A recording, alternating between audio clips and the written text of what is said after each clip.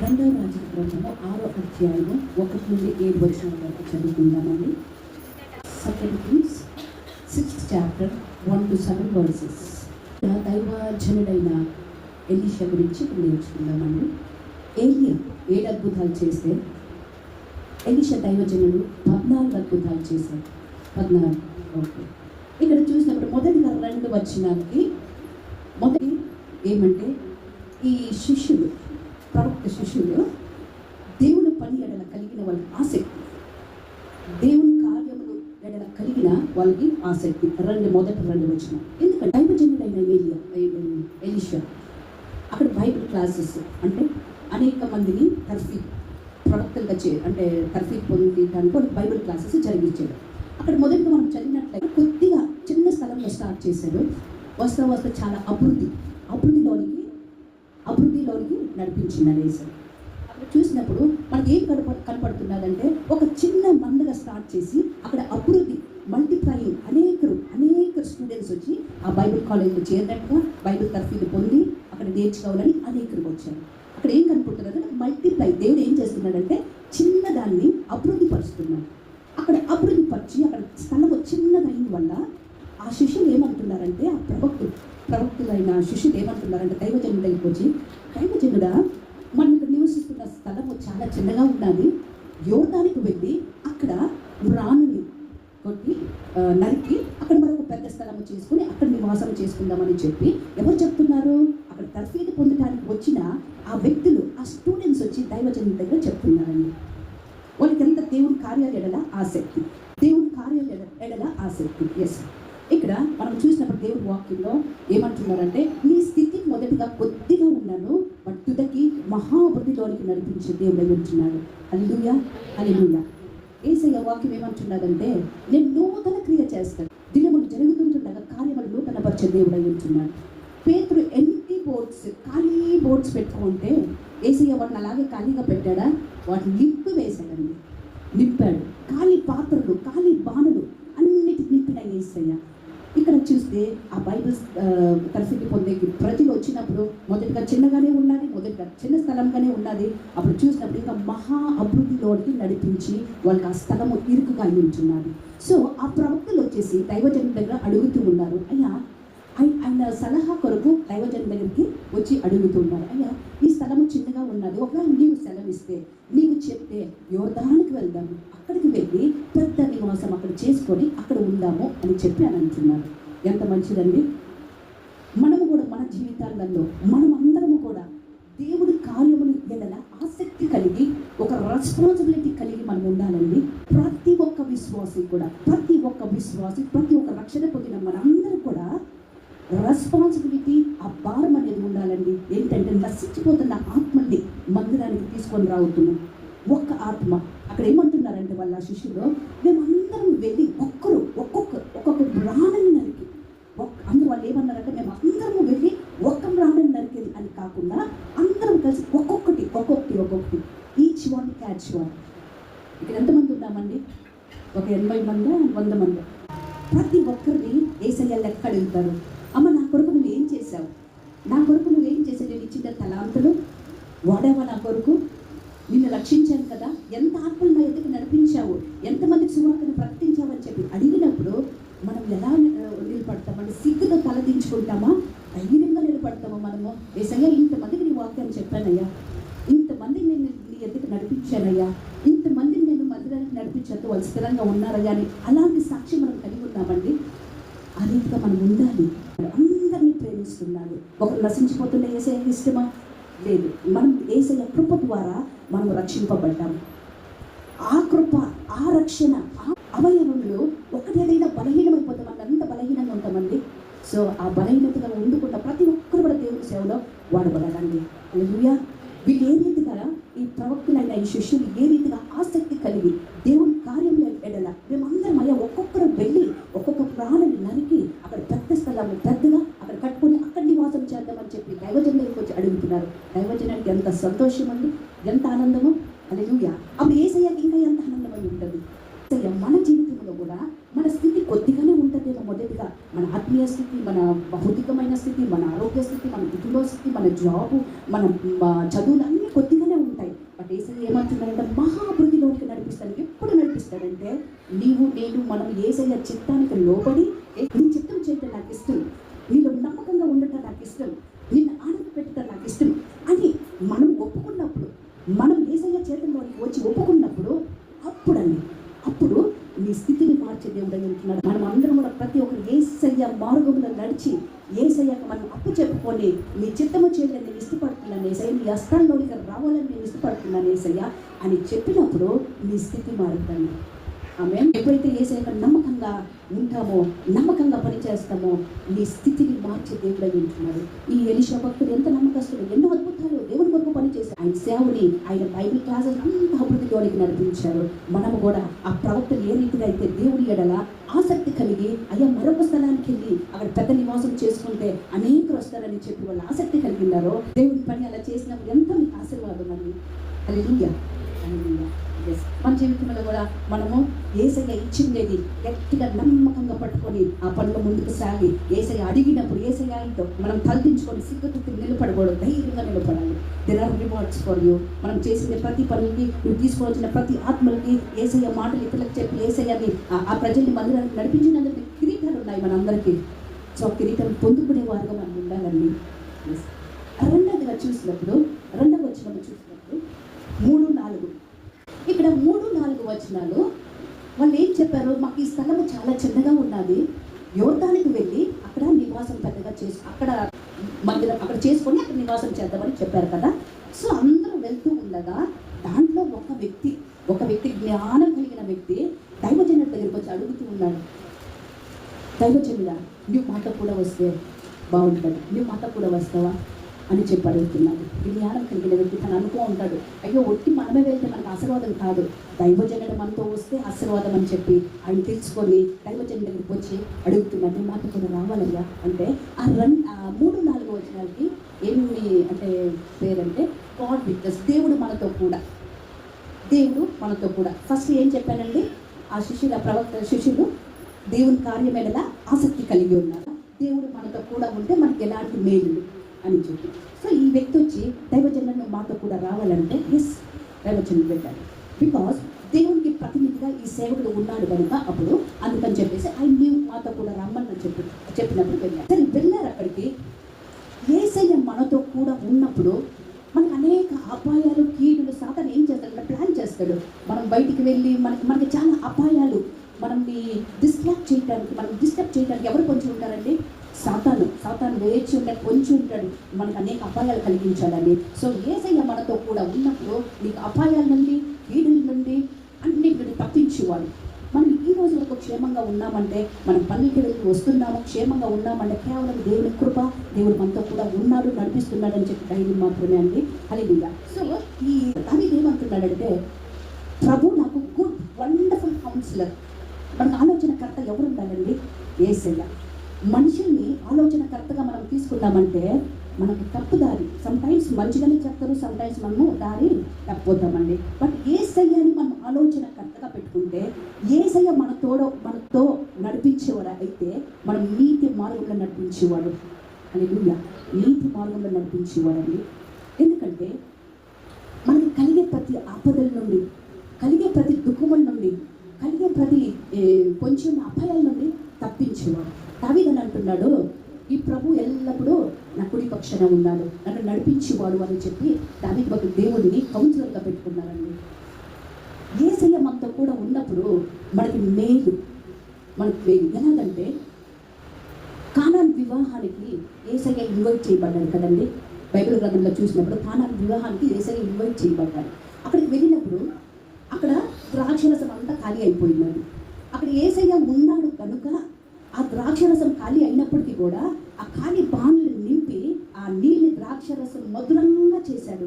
అక్కడ ఆ వివాహం జరిగిస్తున్న వాళ్ళకి ఏమైంది, అవమానం పోయింది అంటే అవమానం ఏమీ కాకుండా యేసయ్య అక్కడ ఉండి వాళ్ళ కొరతలను తీర్చున్నాడు. సో యేసయ్య మనతో కూడా రావాలి, మనతో కూడా ఉండాలి అండి.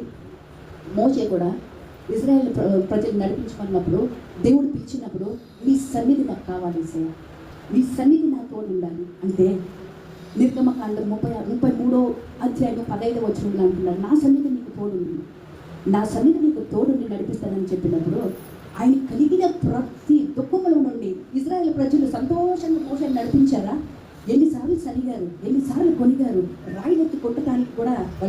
లేదు. అటువంటి స్థితిలో మోషే మొరపెట్టినప్పుడు అల్లయు దేవుడు సమీపంగా ఉండి ఆయన మొరను ఆలకించి వాళ్ళు ప్రతి ఒక్క అవసరం తీర్చున్నాడు. ఎందుకంటే యేసయ్య మనతో కూడా ఉంటే ఏ అపాయం పొంచి ఉండదు. మనల్ని ఆయన రెక్కల కింద దాచి ఆయన రక్తంతో కప్పే దేవుడు అయి ఉంటున్నాడు. హల్లెలూయా, హల్లెలూయా. సో యేసయ్య మనతో కూడా ఉండాలి. ఎంతమంది పిలుస్తున్నామండి? ఇక్కడ చూడండి, వాళ్ళు ఆ శిష్యులు పిలిచారు, దైవజనుడా నువ్వు మాతో కూడా రావాలి అని చెప్పి పిలిచినప్పుడు ఓకే నేను వస్తానని చెప్పారు.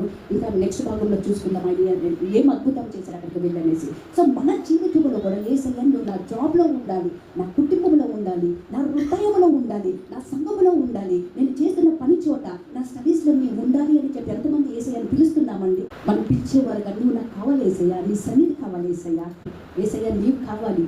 మనం నీతి మార్గంలో మంచి మార్గంలో నడిపించే యేసయ్య ఆయన రక్తంతో మనం అందరినీ కప్పి మనం క్షేమాభివృద్ధి కలిగి చేసి నడిపించే యేసయ్య. పరిశుద్ధాత్మ దేవుడు మనకి చెప్పిస్తాడు ఏమి చేయాలి, ఏమి చేయకూడదు, ఏమి తినాలి, ఏం మాట్లాడాలి, ఎలా ఉండాలి అని చెప్పి పరిశుద్ధాత్మ దేవుడు మనం నడిపించేవాడు. సో పరిశుద్ధాత్మ దేవుడు మనలో ఉన్నప్పుడు మనం నీతి మార్గంలో నడిపించి ఎలా ఉండాలి, ఎలా ఉండకూడదని నడిపించేవాడు. సో ఇప్పుడున్న మనం ప్రతి ఒక్కరూ యేసుక్రీస్తు ప్రభువు వారు చేసిన త్యాగం బలియాగాన్ని మనం తెలుసుకొని యేసయ్యను సొంత రక్షకునిగా అంగీకరించుకొని బాప్టిజం పొంది పరిశుద్ధాత్మ అనుభవంలోనికి ప్రతి ఒక్కరూ ఉండాలండి. ఇంతవరకు ఇంకా అటువంటి అనుభవంలోనికి ఎవరెవరైతే రాలేదో ఇప్పుడే ఒప్పుకండి. యేసయ్య నువ్వు చేసిన త్యాగం బలియాగం బట్టి నీకు స్తోత్రం. నా కొరకు నువ్వు రక్తం కార్చావు, నా కొరకు నువ్వు ప్రాణం పెట్టావు, నా కొరకు నువ్వు బలియాగం అయిపోయావు. నేను నోటితో ఒప్పుకొని హృదయంలో విశ్వసిస్తున్నానయ్యా, నా హృదయంలోనికి రా, నన్ను నడిపించు అని చెప్పి మనం అడిగినప్పుడు యేసయ్య మనతో కూడా ఉంటాడు, మనలో ఉంటాడు, మన కుటుంబంలో ఉంటాడు, మన సంఘంలో ఉంటాడు, మన పనితో ఉంటాడు, అన్నింటిలో మనతో తోడుని నడిపించే దేవుడు అయి ఉంటున్నాడు. అందుకే ఈ ప్రవక్తలైన ఈ శిష్యులు ఏదైతే నీవు నాతో రావాలి, మాతో రావాలి దైవజనుడా అని చెప్పి తీసుకువెళ్ళినప్పుడు ఒక ఆశీర్వాదం జరిగిందండి. సో రెండోది ఎవరు ఉండాలి మనతో పాటు? యేసు ఉండాలి, యేసయ్య మన జీవితంలో ఉండాలి. మొదటిగా చూసినప్పుడు 5, 6, 7 వచనంలో ఈ వ్యక్తులు వెళ్ళారు కదా యోర్దానికి. వాళ్ళు ఏం చెప్పారు? మేము ప్రతి ఒక్కరు కూడా ఒక్కొక్క రాణని కొట్టేస్తారు నరికి అక్కడ పెద్దగా నివాసం చేసుకుందాం, ఆడ ఉందామని చెప్పారు. అందరూ ప్రయాణం అయ్యారు. అక్కడ ఒక వ్యక్తి చెట్టును నరుగుతూ ఉంటుండగా గొడ్డేలు కూడి నీళ్ళలో పడిపోయిందండి. ఈ 3 వచనాలకి ఏంటంటే ద గాడ్ ఆఫ్ రెస్టోరేషన్ అంటే పునరుద్ధరించే దేవుడు, ద గాడ్ ఆఫ్ రెస్టోరేషన్ పునరుద్ధరించే దేవుడు. ఓకే, ఈ 3 గొడ్డలి తీసుకొని వెళ్ళాడు. చెట్టును నరకాలి, మేజర్ వర్క్, పెద్ద వర్కే, ఇంపార్టెంట్ వర్కే. అయితే ఆ చెట్టుని నరుకుతూ ఉంటే గొడ్డలి ఏమైంది? ఊడి నీళ్ళలో పడిపోయింది, ఊడి నీళ్ళలో పడిపోయింది. సో అక్కడ ఏం చూస్తున్నామంటే ఆ వ్యక్తి ఒక నిర్లక్షణ, ఆ వ్యక్తి సరిగా పని అయితే ఇంపార్టెంట్ వర్కే బట్ చెక్ చేసుకోలేదు. ఆ పనికి వెళ్ళే ముందుగా గొడ్డలి ఈ కర్రకి టైట్గా ఫిక్స్ అయిందా, షార్ప్గా ఉందా లేదా అని చెప్పి ఏమీ చెక్ చేసుకోకుండా ఏదో పని సో వెళ్దాము చేద్దామని చెప్పి వెళ్ళినప్పుడు నరుకుతూ ఉన్నప్పుడు గొడ్డలి ఊడి కింద పడిపోయిందండి. సో మన జీవితంలో ఇంపార్టెంట్ వర్కే, మనకి బలమైన పనే, బట్ మనము నిర్లక్ష్యం చేసినప్పుడు, చెక్కింగ్ చేసుకోకున్నప్పుడు ఆ షార్ప్ పదునైనది ఆ చెట్టుని నరకవలసి ఉండేది ఊడి నీళ్ళలో పడిపోయింది. తన చేతిలో ఏం మిగిలిపోయిందండి? ఒట్టి కర్ర. ఆ కర్రతో అంత పెద్ద ప్రాణం పట్టగలరా? ప్రయోజనం లేదు, ప్రయోజనం లేదు. సో ఆ పదున అయినది గొడ్డలి చేతిలో ఉన్నప్పుడే, మనతో ఉన్నప్పుడే అటువంటి బలమైన కార్యాలను, బలమైన చెట్టును పట్టగలం. కానీ ఆ గొడ్డలి షార్ప్ది అది పని చేయవలసి ఉండేది కింద పడిపోయినప్పుడు, మనకు దొరకకుండా పడిపోయినప్పుడు కర్రగా మనం మిగిలిపోతామండి. మనం ఒంటరిగా మిగిలిపోతాము, మనం ఏమి చేయలేము. సో మనము పరిశుద్ధాత్మ దేవుని ఆ సన్నిధి, పరిశుద్ధాత్మ దేవుడు మనలో బలమైన కార్యములు చేసే దేవుడు, మనం నడిపించే దేవుడు, మనం పాపము నుండి విడిపించి పాపాన్ని జయించి ఆ వాటన్నిటిని మనకి ముందుకు వెళ్ళి తీసుకొని వెళ్ళే ఆ పరిశుద్ధాత్మ బలమైన కార్యములు మనలో లేకుండా పరిశుద్ధాత్మ దేవుడిని మనం కోల్పోతే ఆ కర్ర ఎలాగైతే ఒట్టిగా చేతిలో మిగిలిపోయిందో మనము అలాగే ఒంటరి వారం అవుతామండి. ఒక్కలమే పరిశుద్ధాత్మ అనుభవం లేకుండా, పరిశుద్ధాత్మ మనలో కార్యము చేయకుండా మనము కానీ ఉంటే పాపాన్ని జయించగలమా? శోధనలు జయించగలమా? పరిశుద్ధాత్మ శక్తిని పొందుకొని పదునంగా మన పాపం నన్ను చెక్కి వేసేది మనలో ఉండాలండి. ప్రతి పాపాన్ని చెక్కివేసి వాటిని పడవేసేది మనలో ఉండాలి. ఏంటంటే ఆ గొడ్డలు ఏ రీతి అయితే ఆ బలమైన చెట్టుని నరికి పడవేయాల్సి ఉండేది, నీళ్ళల్లో పడేసి పోగొట్టుకున్నాడే, ఒంటరిగా మిగిలిపోయాడే, ఒట్టికరగా మిగిలిపోయాడే. మనలో అటువంటి అనుభవాలు ఎక్కడైనా ఉంటే మనం ఒకసారి చూసుకోవాలి. మనలో అటువంటి అనుభవాలు, ఒట్టికర్రగా మిగిలిపోయిన అనుభవాలు ఎక్కడైనా మనలో ఉంటే సరి చేసుకోవాలి. ఆ వ్యక్తి ఎక్కడైతే నిర్లక్ష్యం చేశాడు, మంచి పనికి వెళ్తున్నాడు, దేవుని పనికి వెళ్తున్నాడు, మేజర్ వర్కే వెళ్తున్నాడు, బట్ పదునంగా ఉండేది ఆ గొడ్డలిని పడవేసుకున్నాడు, కర్రగా మిగిలిపోయాడు. ఆ స్థితిలో మనలో ఉంటే మనం చూసుకోవాలి. ఈ వ్యక్తి ఎంత క్లెవర్ చూడండి. ఎప్పుడైతే ఆ గొడ్డలి నీళ్ళల్లో పడిపోయిందో సైలెంట్గా ఉండలేదు. ఓకేలే రేపు చూసుకుందాంలే, ఓకేలే ఇంకొకరి దగ్గర తీసుకునేసి మనం ఇప్పుడు గౌరవ చేసుకొని ఆ చెట్టుని నరుకుదాంలే అని అనుకోకుండా వెంటనే ఓ దైవజనుడా ట్యాక్ పెట్టాడు, ఇక్కడ ట్యాక్ పెట్టాడు. దైవజనుడా నా గొడ్డలి పడిపోయింది. ఎక్కడ పడిపోయింది? నీళ్ళల్లో పడిపోయింది. ఎందుకు పడిపోయింది?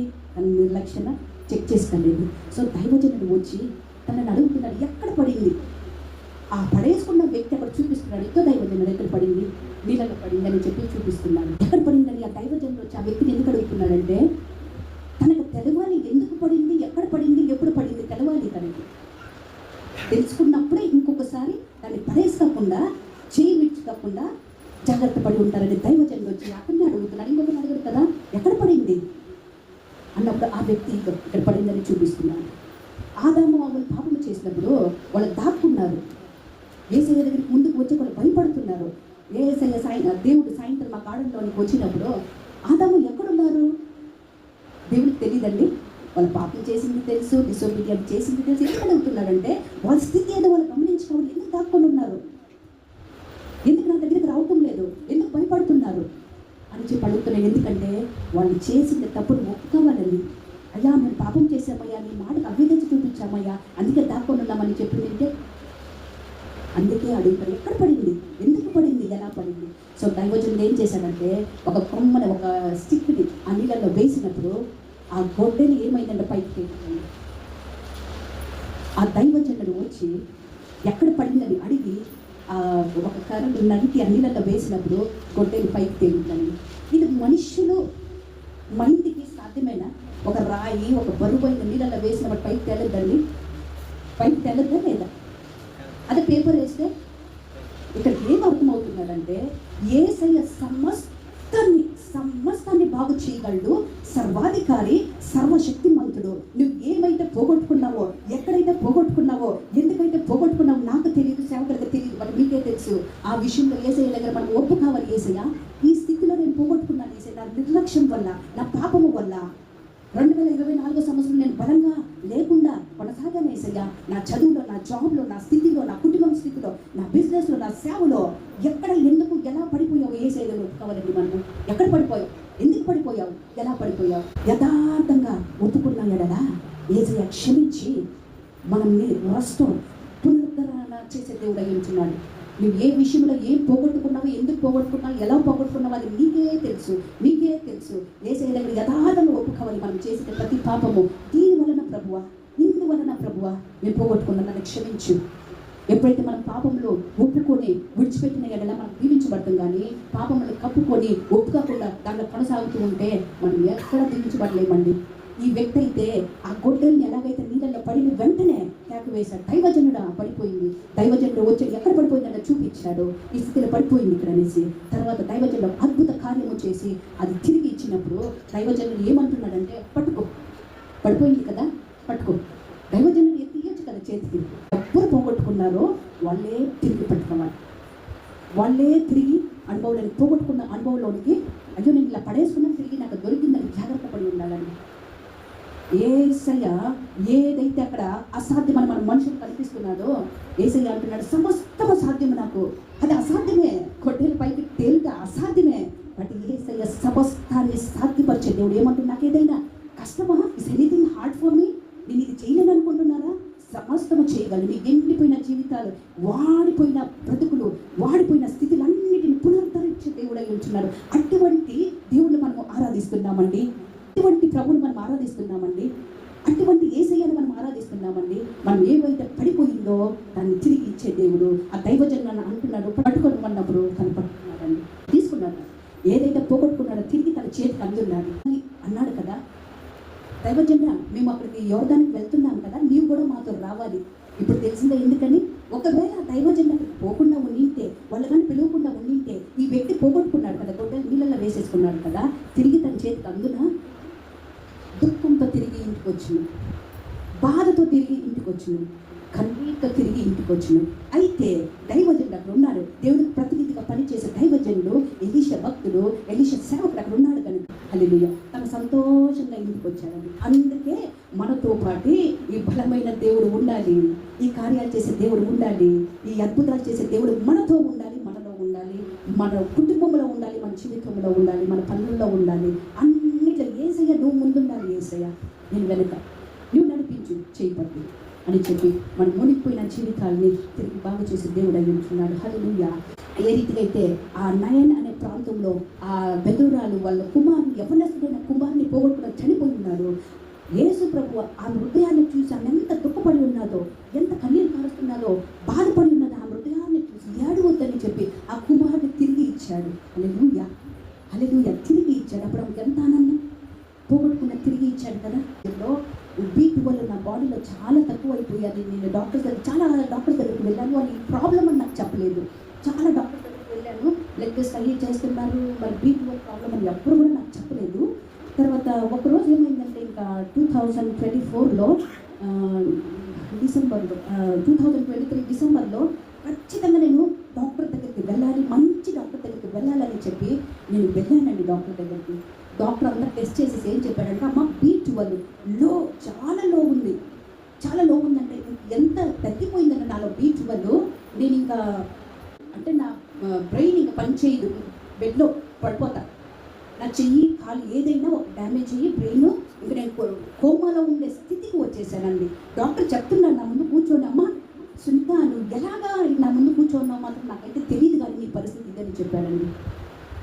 దేవుని కృప 10 సంవత్సరాలు ఉన్నాక ప్రాబ్లం ఉంటే ఎక్కడ ఏ డాక్టర్ చెప్పలేదు. కానీ అట్లా ఆ డాక్టర్ దగ్గర నేను ఆ రోజు నిర్ణయం తీసుకొని, పాస్టర్ గారు చాలాసార్లు చెప్పాను మంచి డాక్టర్ దగ్గరికి వెళ్దాం రా అంటే, నేను అది తగ్గిపోతుంది ఎంత నిర్లక్ష్యం చేశాను.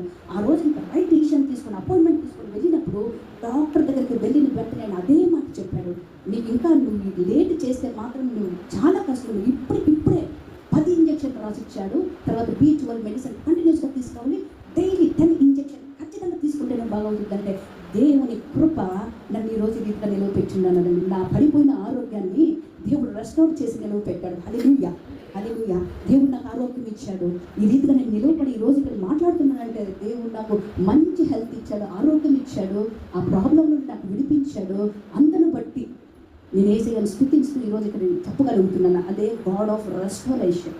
హల్లెలూయా, హల్లెలూయా. సో అందుకని చెప్పి మనము యేసయ్య దగ్గరికి వచ్చి, ఏ పాపములో నువ్వు పడిపోయి ఉన్నావో, ఏ స్థితిలో 2024 గత సంవత్సరంలో నేను పాపంలో పడిపోయాను యేసయ్య, నా కుటుంబ వ్యవస్థని నేను సరిగా చూసుకోలేకపోతున్నాను, నా స్టడీస్లో, నా జాబ్లో, నా బిజినెస్లో, నా కుటుంబంలో, నా వర్క్ ఇలాగున్నారు, నా పిల్లలు ఇలాగున్నారు, నా స్థితి ఇలాగున్నదని చెప్పి మీరు అనుకుంటూ ఉన్నారో, ఇప్పటికైనా యేసయ్య దగ్గర యథార్థంగా మనం ఒప్పుకోవాలి.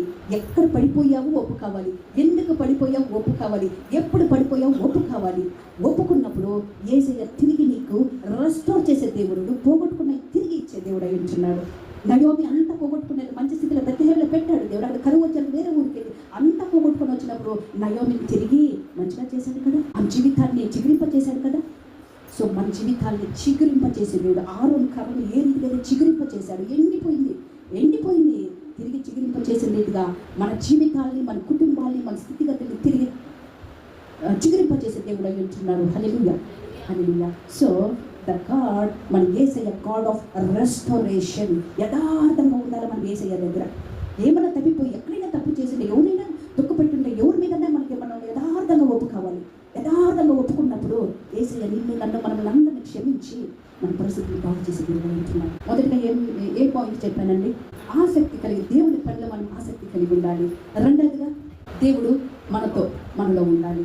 దేవునికి ప్రతినిధిగా ఎలీషా అక్కడ ఉన్నాడు కాబట్టి ఆ ప్రవక్తను ఏలియాని తీసుకొని ఎలీషా భక్తిని తీసుకొని వెళ్ళాలి. ఇప్పుడు మనము ఏసయ్యని పిలవాలి, ఏసయ్య నాతో ఉండాలి, ఏసయ్య నాతో రావాలి. మూడోది ఏం తీసుకోవాలి? గాడ్ ఆఫ్ రెస్టరేషన్ అంటే పునరుద్ధరించేది. హల్లెలూయా. ఆ వ్యక్తి ఏమైతే పోగొట్టుకున్నాడో నువ్వు పట్టుకోమన్నప్పుడు తను తీసుకొని సంతోషంగా హ్యాపీగా వెళ్ళాడండి. తిరిగి తనకు దుఃఖం కలగల సంతోషంతో వెళ్ళాడు. ఆ రీతిగా మనం కూడా సంతోషంగా ఉండాలి. పోగొట్టుకునేది మనకు తిరిగి దొరకాలంటే మనకు ఆపర్చునిటీ ఉంది. యేసయ్య ఏమంటున్నాడంటే, నువ్వు నాకు మొరపెట్టు, నేను నీకు సమీపంగా ఉన్నాను, నేను నీ ప్రార్థన ఆలపిస్తాను, నేను నీకు సహాయం చేస్తాను. నమ్ముకోదగిన సహాయకుడు మన దగ్గర ఉండగా, మనలో ఉండగా, మనతో ఉండగా మనం దేనికి భయపడాలి? మనం ప్రతి ఒక్క భారం యేసయ్య మీద వేసి, ప్రభు నా స్థితి ఇదే ఒప్పుకున్నప్పుడు తిరిగి అన్ని చేయగలిగిన సామర్థ్యుడు, శక్తిమంతుడు నా యేసయ్య. నిన్ను నన్ను ఎంతగానో ప్రేమిస్తూ ఉన్నాడు, మన కొరకు ప్రాణం పెట్టిన దేవుడై ఉంటున్నాడు. నువ్వు క్షమాపణ అడిగినప్పుడు సిద్ధమైన మనసుతో నేను క్షమించి దరికి చేర్చుకునే దేవుడై ఉంటున్నాడు. హల్లెలూయా. దేవుడి వాక్యాన్ని దీవించి ఆశీర్వదించును గాక. ఆమేన్.